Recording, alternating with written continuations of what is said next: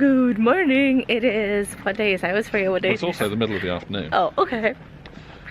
How about that? Okay, so it is Wednesday the 6th of July. And today we are in Burford, in the Cotswolds. In the Cotswolds! I have been here before. We did a road trip when we first started dating 11 years ago. But today we are going to do a few different places. And we are in Burford. That's where we're starting our hike. It's a shortish hike. It's about, what, 5 miles? About that. This is a very pretty town. It is a historic medieval market town, and we're gonna head into the town center to get lunch before we go. Look at this, so pretty. Of course, the cars and the power lines mess everything up. Like I was just saying, they just need to live in darkness and with like horses and cars and things like that, so the tourists like me can take pretty pictures. He's like, good.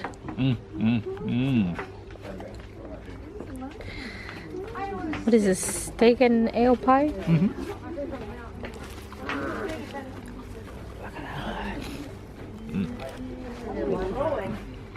Alright, it is time to start the hike proper. Are you ready? Yeah. It's a short one. How many kilometers is it? 10? This is a 9k. So, what? Just over 6 miles? 5 miles. No, because 5k is 3.1 miles. So, right. about 6 miles. Here we go.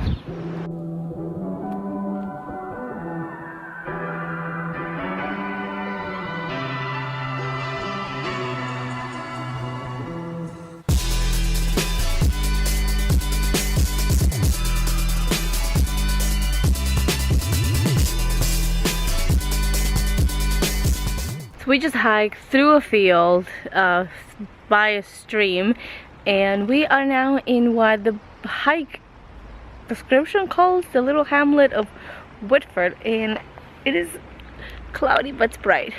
It is so pretty. That is the first house you see when you approach the town from the hike, and there's a bridge over there and a car coming, I think. Look at that. It's so pretty. I want to buy it. I want to buy every house here, but you know, look at that. This building obviously used to be the old watermill, because watermill cottage, mill race house. Down here would have been the channel feeding water into the mill. I'm not sure whether it's the in or the out, but the water would have come through this what's now dry channel that's been diverted off the river, go through, power the water wheel and power whatever industry happened here. Those are apple trees. They have little itty bitty apples. Probably crab apples. Well, they probably won't be ready till no, they're starting fall. to redden. If they're reddening now, they're crab apples. Like that. Okay, moving on. And I don't remember if I said this is what's called a hamlet. So it basically shows those buildings. And then I think across the street there is another house. And that's it. It is stinking cute though. Gosh.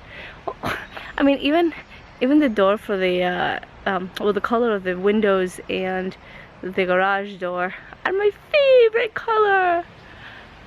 I want it.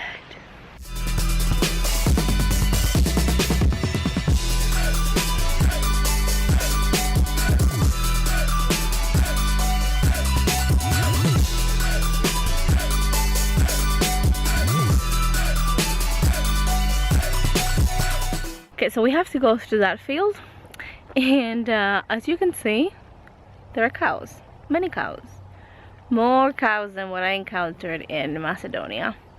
That is some of the hazards of hiking in the country. They're moving out of the way. Should we go check out that church? I think so. Okay, let's do it. So this place is supposed to be, it is a village that no longer exists. The village of Whitford? Whitford, I guess misspelled. The village of Whitford, and it is believed to have been wiped out. Okay, I'm not gonna use passive voice. Historians believe that it was wiped out by the Black Death, and the only thing that remains of the village is that church, which is a 13th century church. So we're gonna see it.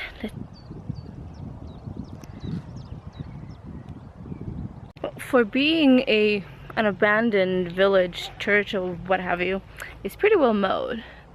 They do come here and mow the grass. It's a cemetery churchyard really. And gonna go around. You coming? You wanna tell the story of the first time you and I walked through a cemetery together? I'll let you tell that one. So it was actually here in the Cotswolds. Yes. It was a church graveyard, and we were walking around, and there were holes in the piles of mud. Were there piles of mud? Yeah, they're little lumps of mud coming up from the ground. Right. So I had never seen that, not having grown in the country, not having ever really walked in an old churchyard. So I asked him, "What are these?" What do you say? Oh, I just said that's where the hands come up at night.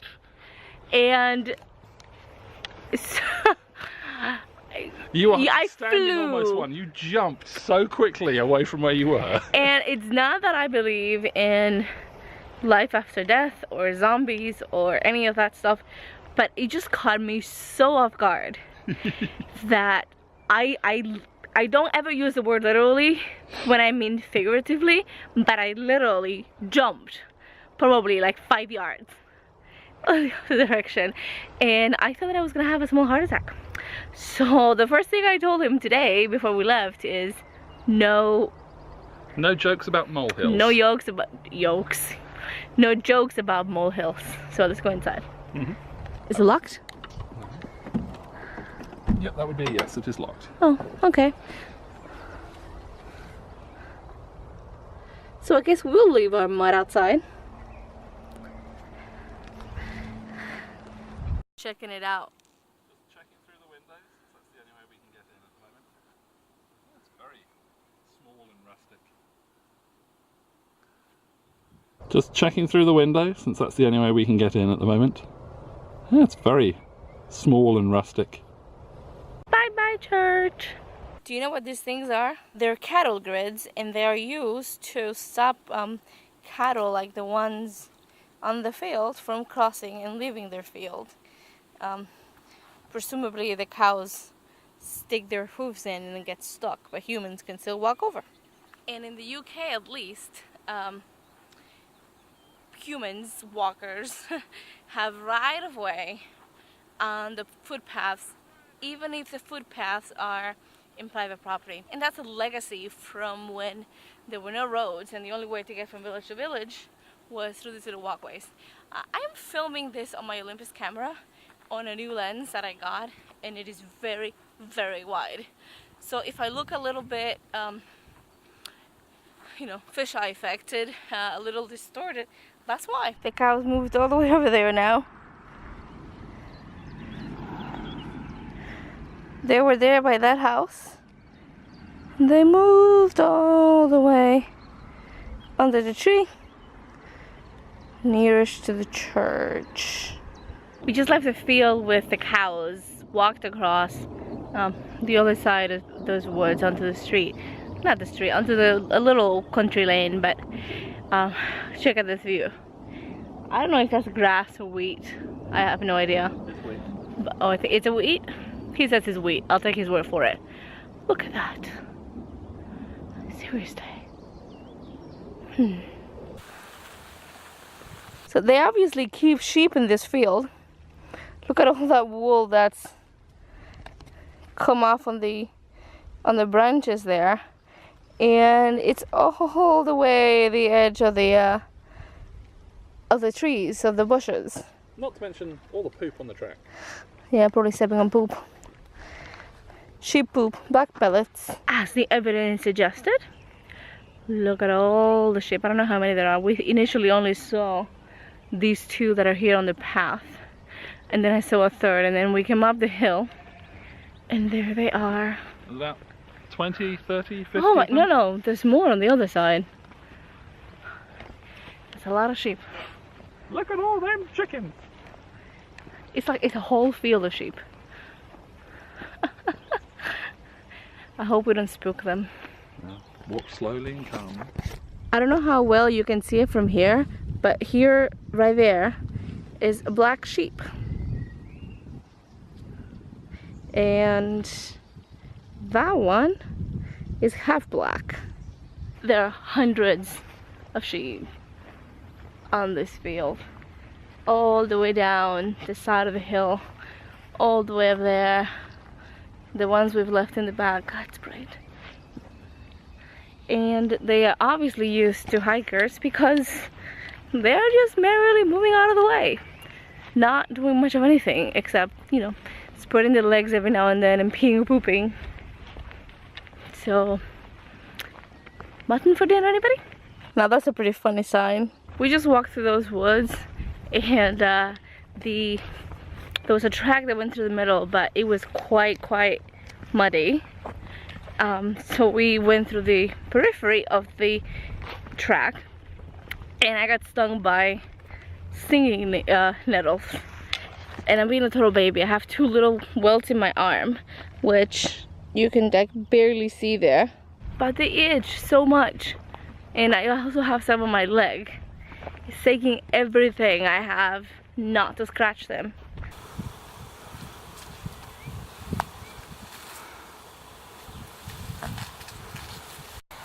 Believe it or not, this is the path. Can barely see it. Just goes down there and through the kissing gate.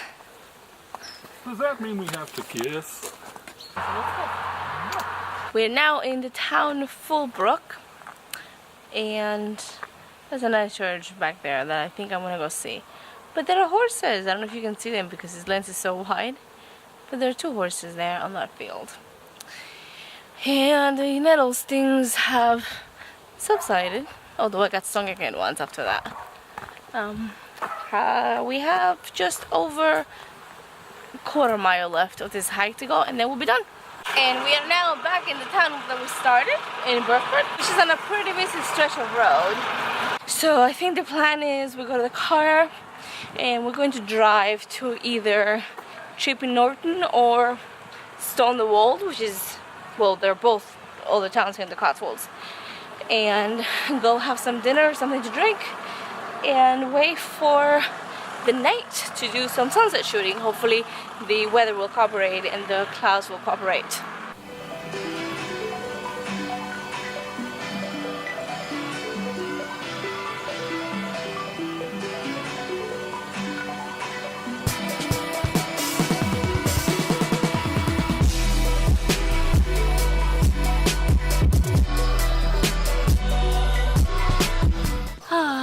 Well, the drone was fun while it lasted. I feel so stupid. I just crashed the drone and it doesn't fly. It's toast. How old is a drone? 5 days? 5 days old. Well, I've flown it properly 4 times. it's not toast, it's just a little bent on one corner to the point where the rotor hits the chassis. Well, the housing is cracked on the top, on the edge. It can be reheated, bent, warmed up, and thing is that put back into shape. we had guards that we left at home. We didn't put them on. And I think that would have prevented the unfortunate drone death. I'm not Casey, so I can't go through drones like I go through Tic Tacs. I feel so stupid. I just want to cry. I feel so stupid. The plan had been to check out the sunset, do some like sunset drone flights and photography, but it's all fun and games until you crash a drone and break it. And it's also pretty gray, so it's not really gonna be a sunset worth photographing because it's not gonna, I mean, the sun will set, but you won't see a sunset. So we are just going to head back home. I'm licking my wounds and trying to figure out how to go forward from here. So it's terrible to end such a wonderful day on such a sad note, but that's life. Life is not all unicorns and puppies and butterflies. So thank you for watching, and I'll see you next time. Bye.